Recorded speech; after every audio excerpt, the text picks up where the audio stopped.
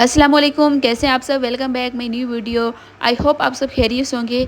यहाँ पे मेरे हस्बैंड इस्लामाबाद से आए थे और वो एक दिन के बाद आए थे, तो इसलिए वो बुके और साथ में गिफ्ट लेके आए थे। तो जब भी वो कहीं भी जाते हैं, लेट नाइट आते हैं, तो मेरे लिए गिफ्ट और बुके लेके आते हैं अल्हम्दुलिल्लाह। और थैंक यू सो मच मुझे इतना प्यार देने के लिए और इतना लाड में रखने के लिए। और आप सब ने भी बताना है कि क्या आपके हस्बैंड भी ले आते हैं। अगर नहीं ले आते हैं तो आप उनसे कहें कि वो जब भी आएँ, आप उनका इतना वेट करती हैं, उनके घर का ख्याल रखती हैं, तो इतना तो आपका हक बनता है। यहाँ पे जी मैंने शॉपिंग हॉल की वीडियो शेयर की थी। ये शॉपिंग बहुत मज़े की थी। और यहाँ पे आपको इसमें बच्चों के कपड़े, मेरे कपड़े, शूज़ वगैरह। तो पार्ट 2 तो आपको मेरे इसी चैनल पे मिल जाएगा, लेकिन जो पार्ट 1 है वो आपको मेरे सेकंड चैनल पे मिलेगा, जो है ग्लोसी वाइब्स के नाम से है, जहाँ पे मैं अपनी स्किन केयर की वीडियोस, कॉस्मेटिक्स के अलावा से कुछ रेमेडीज़, इस तरह की वीडियो शेयर करती रहती हूँ। तो अगर आपने इसका पार्ट 1 देखना है और स्किन केयर की अपनी कुछ भी आपको वीडियो चाहिए, तो आप उस चैनल पे जाके देख सकते हैं, ग्लोसी वाइब्स। बाकी उसका लिंक भी मैं डिस्क्रिप्शन बॉक्स में डाल दूँगी। उसके बाद ही चलते हैं।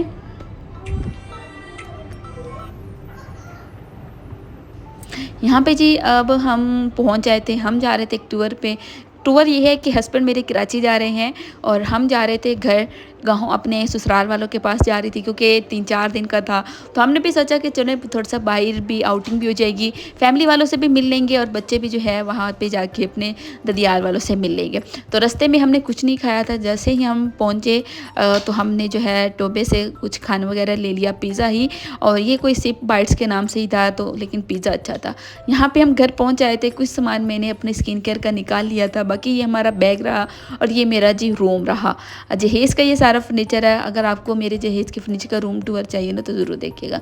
उसके बाद नाश्ते में मेरी सास ने जो है तंदूर जो है ना जलाया हुआ था, और यहाँ पे जी तंदूर की रोटी बनने लगी। और इतनी इसमें आग होती है और इसमें तंदूर में रोटी लगाना थोड़ा सा टफ़ काम है, लेकिन जो है ना वो कर लेती हैं। तो यहाँ पे ये तंदूर हो गया है। ये तंदूर ब्लैक होता है, फिर जब वाइट हो जाता है, फिर ये तंदूर में रोटी लगाती हैं। यहाँ पे जी मेरी नंद पेड़े दे रही थी और मेरी सास रोटियाँ लगा रही थी। आज जी वो खुद ही रोटियाँ लगा रही हैं, क्योंकि उनके बेटे आए हुए थे, तो बेटे के लिए वो जो है ना इतना खिदमत खुदमत करती हैं वो। तो उसके लिए जी हमें तंदूर की रोटी बहुत अच्छी लगती है। और यहाँ पे वो तंदूर की रोटी लगाती है और मैंने कहा आप सबको भी दिखाऊँ ये कितना मुश्किल काम है। विलेज लाइफ कोई आसान लाइफ नहीं है, बहुत टफ़ होती है जो निस्बत जो है हमारी ये शहरों की लाइफ से। तो यहाँ पे जी तंदूर में साथ-साथ रोटियाँ लगा रही थी, साथ-साथ निकाल रही थी। जब गरम-गरम रोटी निकलती है ना, और वो लास्ट पे जो है मेरी रोटी लगाती हैं, और जैसे ही वो गरम रोटी होती है तो मुझे आवाज़ें दे रही होती हैं और आके गरम रोटी खा लो। तो मैं फ़ौरन जाके खा लेती हूँ। और यहाँ पे जी अब रोटियाँ लग गई थी गरम-गरम, और यहाँ पे लास्ट रोटी वो मेरी लाई थी, और मेरा दिल कर रहा था कि मैं रोटी के ऊपर ही सालन रख के खाऊँ। एक देसी वो जो है था मज़ा ही अपना होता है कि रोटी के ऊपर सालन रख के खाना, और वह सालन ख़त्म हो जाना, और वो जो ऊपर रोटी के ऊपर वो होता है ना, बहुत मज़े की लगती है। तो आप लोग बताइएगा क्या में से कौन-कौन ऐसे करता है। मैं कभी-कभार जब ये अपने ससुराल आती हूँ ना, तो फिर वो मैं वहाँ पे कभी-कभार दिल करता है कि सालन जो है ना रोटी के ऊपर रख के खाया जाए। एक देसी वाइब्स भी आनी चाहिए ना। तो यहाँ पे मेरी बेटी को सुबह-सुबह रेडी कर दिया। वो खेल रही थी अपना, वो जैसे शहरी बच्चों को निकाला जाता है ना कैद से, तो वो फिर देहात में जाके खुला माहौल और वहाँ पे मुर्गियाँ वगैरह देख के बड़े खुश हो रहे होते हैं। तो ये भी बड़ी खुश होती है, मुर्गियों के साथ खेलती है, मिट्टियों में जाने खेलना तो चाहती है, लेकिन मैं खेलने। उसके बाद जैसे ही मैं बाहर आई तो गंदम की कटाई का सीज़न चल रहा है, फसल का। तो यहाँ पे लोग जो है ना इस तरह से कटाई गंदम की कर रहे हैं, इतनी सख्त धूप में। तो ये 12-1 बजे का टाइम था और यहाँ पे ये कटाई कर रहे थे, और इतने थक हार के अब पानी पीते हैं बैठ के। उसके बाद जी शाम में अब मुझे थी कटिंग करनी थी, अपने बच्चों की भी कर रही थी मैं, साथ में मैं अपनी नंद की बेटी की कर रही थी। तो उसकी की तो मेरे बच्चों ने कहा जल्दी करें मम्मा, हमारी भी करें। तो मैंने इनकी पहले ही की थी, मुझे ज़्यादा नहीं करनी थी इनकी कटिंग। अब मैं नेक्स्ट जो है ना ईद उल अज़हा पे करूँगी, और मैं बच्चों की कटिंग जो है खुद ही करती हूँ। और उसके बाद जी मैं फिर शाम में से नेक्स्ट डे जब बाहर आए, तो ये लोग जी फसल की कटाई के बाद ये इसे बोलते हैं गायों का चारा होता है, भैंसों का। तो ये वो जो इकट्ठा कर रहे थे, इसे पंजाबी में बोलते हैं बो। आप सब में से अगर कोई जानता है, नहीं जानता, तो ये जो होते हैं ना वहाँ पे रैयत वगैरह होती हैं, तो ये वो इकट्ठा कर रहे थे।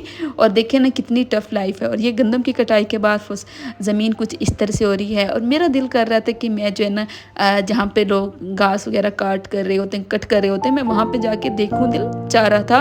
और फिर मैं वहाँ पे गई और शाम ढल रही थी और बहुत अच्छा माहौल लग रहा था।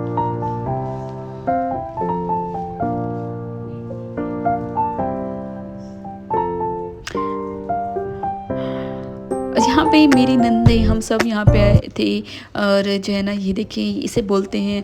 और ये लोग देखे ना इतने बड़े थे सारे इस तरह से जो है ना थैले वगैरह, ये थैले इतनी नहीं कुछ और बोलते हैं। यहाँ पे मेरे सास ससुर और मैं सबको भी बाहर लेके आई खींच के कि नहीं ठंडी ठंडी हवा चल रही है तो सब बाहर ही चलते हैं। और साथ में हमारे घर में राइस बन रहे थे। जैसे मैं घर में आई तो राइस बन चुके थे तो राइस खाते हैं जो है ना मेरा दिल कर रहा था कि आलू और गोश्त जो होता है ना डाल के वो वाले राइस। तो अल्हम्दुलिल्लाह मेरी नंदे बहुत अच्छी हैं, मेरी सास बहुत अच्छी हैं और अल्हम्दुलिल्लाह मेरे बहन भाई बहुत अच्छे हैं। अल्लाह मियाँ ने इस नेमत से बहुत अच्छे से नवाजा हुआ है और अल्लाह मियाँ हम सब का प्यार इसी तरह सलामत रखे। और जिनकी लाइफ में इस तरह की कोई परेशानी है ससुराल वालों की तो अल्लाह मियाँ उनकी परेशानी दूर करें और उनकी ज़िंदगी खुशियों से भर दे। तो यहाँ मेरी सास ने कहा कि जाएँ आप कुछ कपड़े वगैरह ईद के लिए लेने थे, अभी से कुछ ताज कृषि वो जो होती है ना डिज़ाइनिंग करवानी थी। तो उन्होंने कहा मैं खाना बना लूँगी और कुछ साथ में हेल्पर्स वगैरह को बुलवा के मैं करवा लूँगी काम, आप जाएँ। अच्छा काम तो मैंने नहीं करना था, मेरी नंदे मेरे साथ जा रही थी। हम आ गए उसके बाद यहाँ पे शॉपिंग वगैरह करने के लिए। यहाँ पे गुल अहमद वालों से हमने कपड़ा लिया था और ये जो कपड़े थे ना उफ ऐसे लग रहा था इनके ऊपर सोना लगा हुआ। इतना ये कोई अनस्टिच कपड़ा मर्दों का और इतना महंगा मुझे मिला ना, आपकी सोच है। वो घर चल के आपको दिखाती भी हूँ, सरप्राइज बता दी। फिर भूख लगे सोचा कुछ चिकन टिक्का वगैरह खा लिया जाए, थोड़ी सी पेट पूजा कर ली जाए। और मेरी आप भी कुछ चीज़ का नहीं पता था, अब वो वीडियो देख के उनको पता चल जाएगा कि हम पेट पूजा करके आए थे घर। उनको हमने कहा कि हम तो कुछ नहीं खा के आए। फिर हमें आते आते 11 बज गए और 11 बजे आए। यहाँ पे सब मेरा हमारा शॉपिंग हॉल देख रहे थे। ये जी कुछ सूट थे जो हमने लिए थे, कोई 3 एक सूट हमने लिए थे। तो ये बड़ी अच्छी होता है जब घर आना फिर खाना खाना और फिर सब मिलके जब ये चीज़ें देख रहे होते हैं, वो एक बहुत अच्छी सी वाइब्स आ रही होती हैं। तो यहाँ पे नेक्स्ट डे ये जी गुल अहमद वालों का था और ये एक मैंने अपनी तरफ से हस्बैंड को गिफ्ट किया था ईद का सूट। और क्योंकि कराची से आ रहे हैं तो उनके लिए हमने सोचा कि कुछ ना कुछ मैं लेके रखूँ ताकि खुश हो जाएं, क्योंकि वो जब भी आते हैं तो वो मेरे लिए लेके आते हैं। तो मेरा भी इतना फ़र्ज़ है, पैसे तो उन्हीं के ही हैं, बस वही खुश हो जाएंगे। ये उसके बाद ये जी ड्रेस था, इसके साथ इस तरह से साथ बटन भी दिए हुए हैं।